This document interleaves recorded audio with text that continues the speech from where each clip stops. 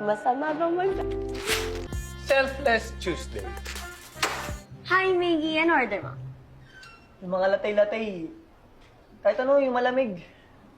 Kape na nga lang ng Amerikano. Yung simple lang. Kape Americano. Oo. Okay, okay. Kahit ano pa yan, kape ng Amerikano. Gusto mo 3-in-1 na lang eh.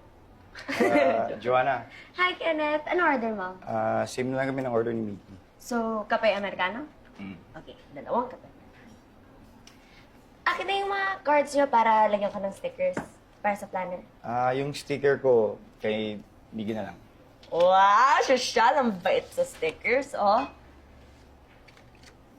Siyempre, sharing is caring. Sige, hatid ko na lang sa inyo yung coffee.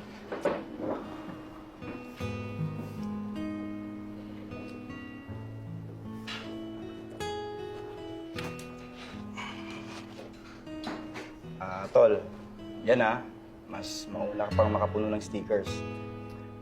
Ibibigay ko kasi kay Mams ko yung planner. Yun na lang regalo ko sa kanya. Thank you, Tol, ibig sabihin ba nito, bati na tayo? Gusto ko lang din mag-sorry sa sinabi ko kahapon. Wala yun, Tol. Ako nga dapat humingi ng tawad sa'yo eh. Sabihin mo lang kung ilan gusto mong sorry, sosobrahan ko pa. Huwag ka na lang sana magalit sa akin. Nagawa ko lang naman yun kasi... Sige, huwag ka na magpaliwanag.